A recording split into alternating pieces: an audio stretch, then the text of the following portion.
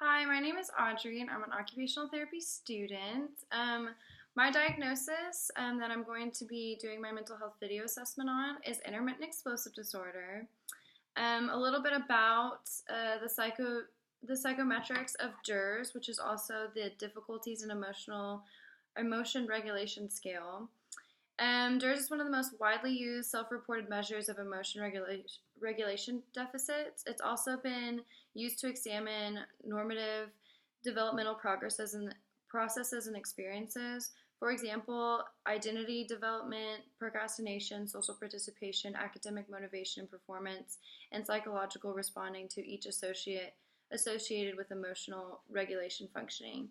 It's been tested across various demographics. It has 6 subscale tests: non-acceptance of emotional responses, difficulty in engaging in goal-directed behavior, impulse control difficulties, which is huge with intermittent explosive disorder, lack of emotional awareness, limited to emotional regulation strategies, and a lack of emotional clarity.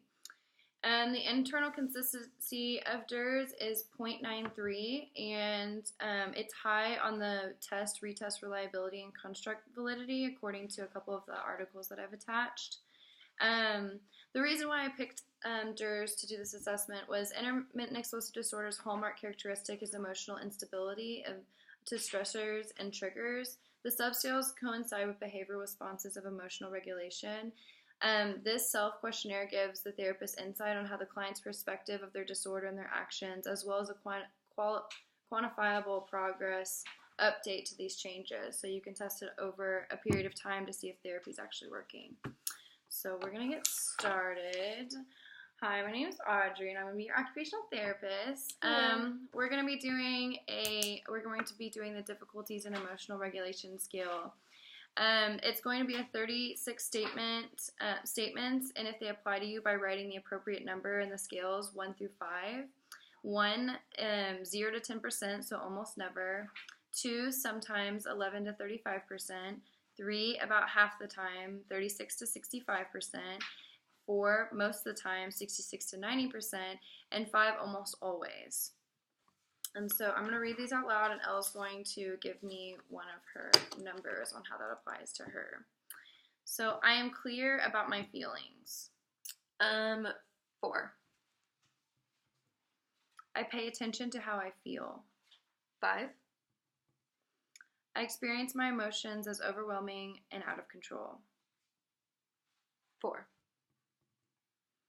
I have no idea how I'm feeling. 1. I have difficulty making sense out of my feelings. 2. I'm attentive to my feelings. 5. I know exactly how I'm feeling. 5. I care about what I'm feeling. 4. I'm confused on how I feel. 2. When I'm upset, I acknowledge my emotions. 5. When I'm upset, I become angry with myself for feeling that way. 2. When I'm upset, I become embarrassed of feeling that way. 3. When I'm upset, I have difficulty getting work done.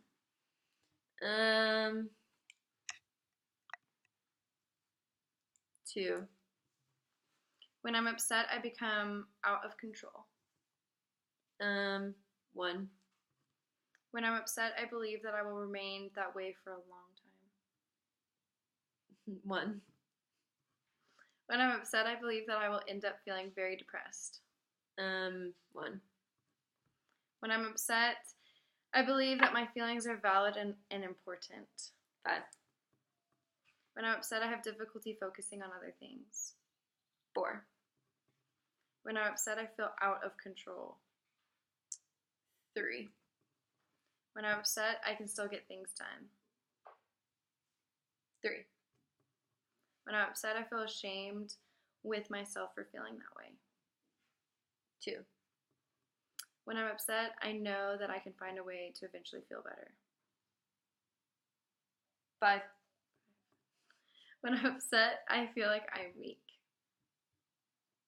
At the 1. When I'm upset, I feel like I can remain in control of my behaviors. 4.